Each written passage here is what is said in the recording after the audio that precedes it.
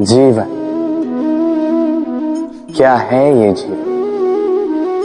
हम जन्म लेते हैं, बड़े होते हैं, हमारे माँ बाप हमें पालते हैं, फिर उनके धन से हमारा बालपन बीतता, फिर हम बड़े होते हैं, हम विवाह कर लेते हैं, हमारी संतानें होती हैं, हम उनको पालते हैं, फिर हम वृद्ध हो जाते हैं और एक दिन इस संसार से चले जाते हैं। क्या यही जीवन है? आता होगा ये प्रश्न मन में कई बार, है ना? अब तनिक जल की यात्रा देखिए। सागर से भाप बनकर उठता है, मेघ बनकर बरसता है, फिर नदी बनकर पुनः सागर में समावेश करता है। तो कभी ये प्रश्न नहीं करता कि उसका जीवन क्या है, उसका उद्देश्य क्या है। हर भाव जीता है और दूसरों के लिए जितना बन सके देता जाता। जब सागर में होता है तो असंख्य जल जीवों को जीवन देता है।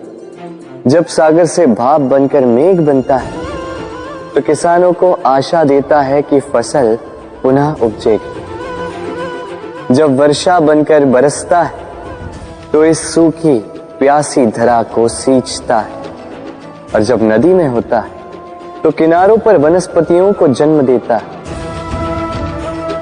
तो सोचिए, क्या जल कभी ये सोचता होगा कि उसका जीवन क्या है, उसके जीवन का उद्देश्य क्या है? नहीं, वो बस अपना धर्म करता जाता और जितना हो सके सबको आनंद देता जाता। इसलिए जीवन में कभी ये प्रश्न मत कीजिएगा कि ये जीवन क्या है, इस जीवन का उद्देश्य क्या है। बस इस जीवन को जिए और जितना हो सके उतना सबको आनंद दे। मन प्रसन्न होकर बोलेगा राधे राधे। कभी वर्षा के कारण बने कीचड़ से होकर आप अपने घर गए? पादुका पहनने के कारण आप उस कीचड़ से तो बच जाते, किंतु उन पादुकाओं द्वारा उड़ने वाली कीचड़ की बूंदें आपके वस्त्रों को मैला कर ही देती। किंतु फिर भी उन बूंदों से आपके वस्त्र मैले हो जाएंगे, इस कारण से आप पादुका पहनना तो नहीं छोड़ते। इसी प्रकार जीवन में कुछ ऐसे लोग भी आते हैं पादुका की भांति, जो आपको कीचड़ से तो बचा लेते हैं, किंतु वस्त्र रूपी आपके मन पर शंका के दाग लगा ही जाते हैं। इन लोगों के कारण से मन को खिन्न करने की आवश्यकता नहीं है। आवश्यक है ये सोचना कि आपको आपके पांव कीचड़ से बचाने या आपके वस्त्र। जीवन में गंभीर होना अच्छी बात है, किंतु हर बात को यदि गंभीरता से लेने लगोगे तो जीवन का आनंद समाप्त हो जाएगा। ये संसार अनित्य है, यहां पे ऐसा कुछ भी नहीं जो सदा के लिए जीवित रहेगा। तो जब तक ये जीवन है, संतोष और आनंद से जिए। स्वयं पर छिटकने वाले कीचड़ पर ध्यान ना दें, बस आनंद बांटते रहें।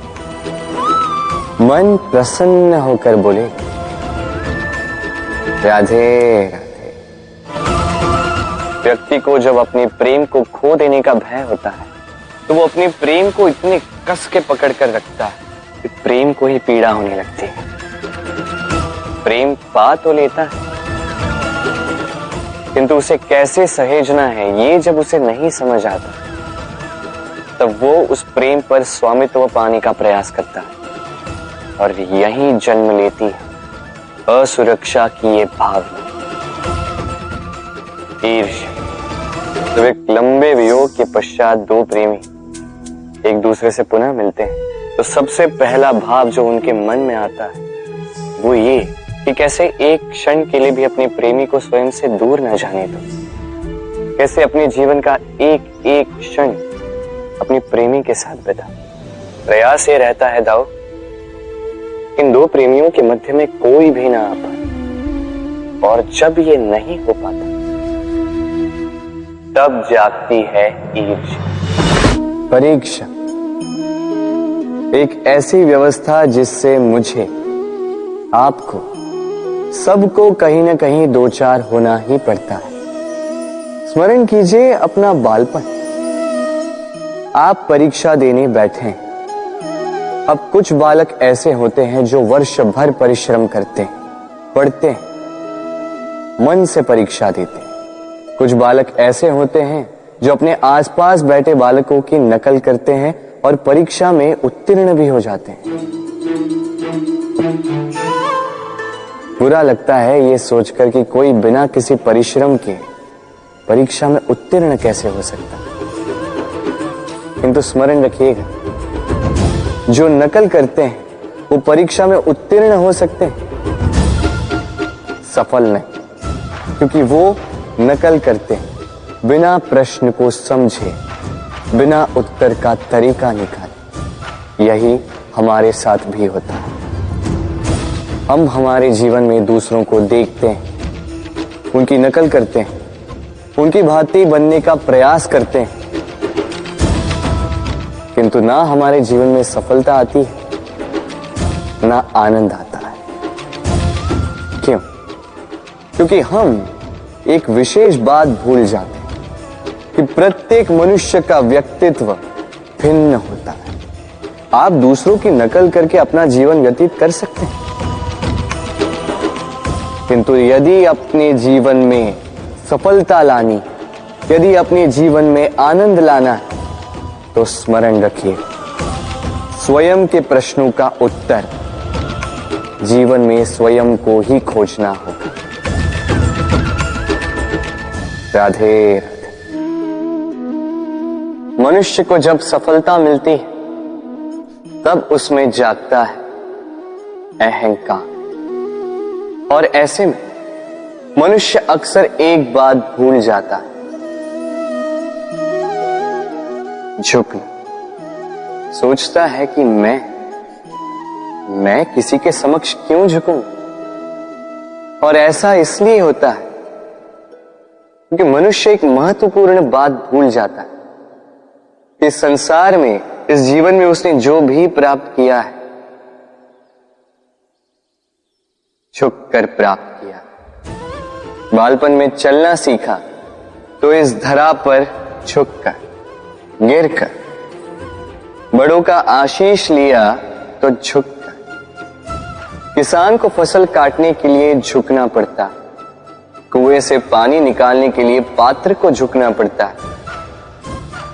भगवान से आशीर्वाद प्राप्त करने के लिए उनके समक्ष झुकना पड़ता है। आंधियों में वृक्ष सुरक्षित कैसे रहते? झुककर। सम्मान कैसे पाया जाता है?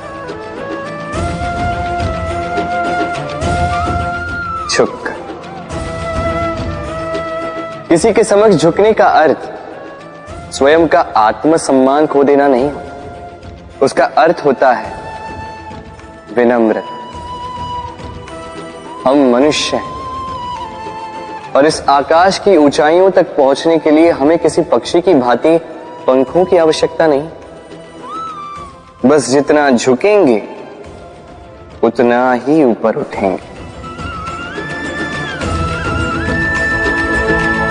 राधे राधे।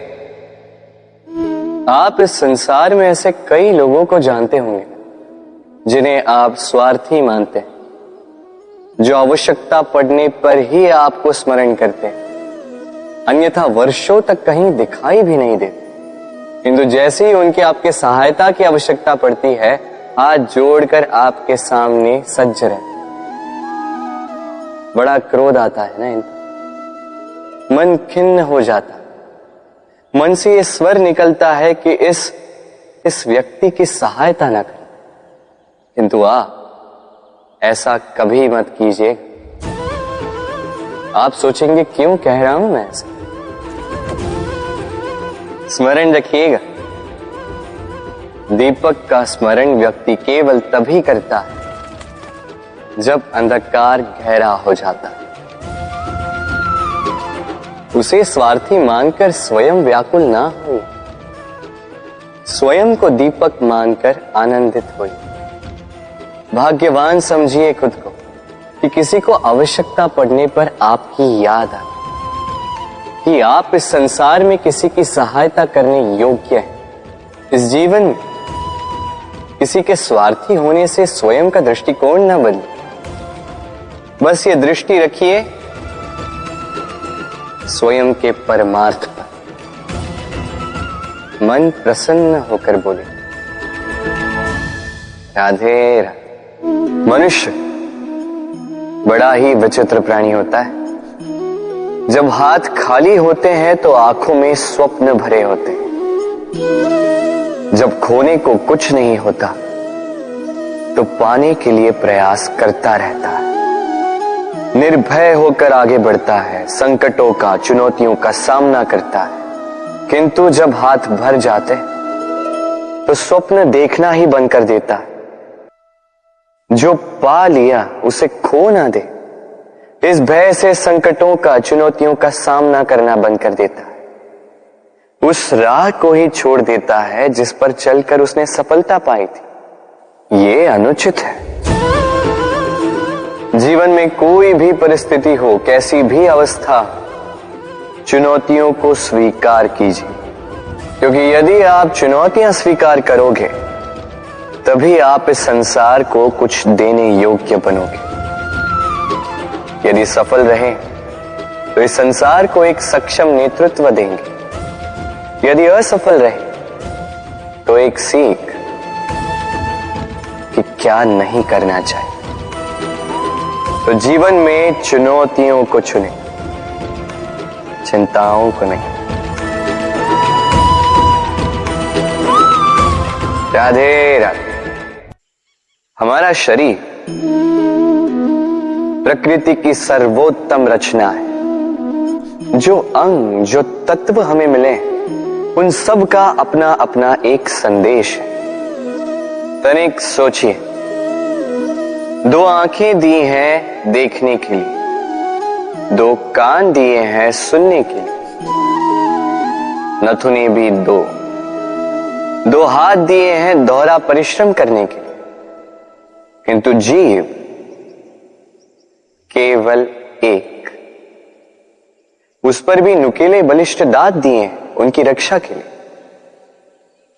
कभी सोचा है क्यों?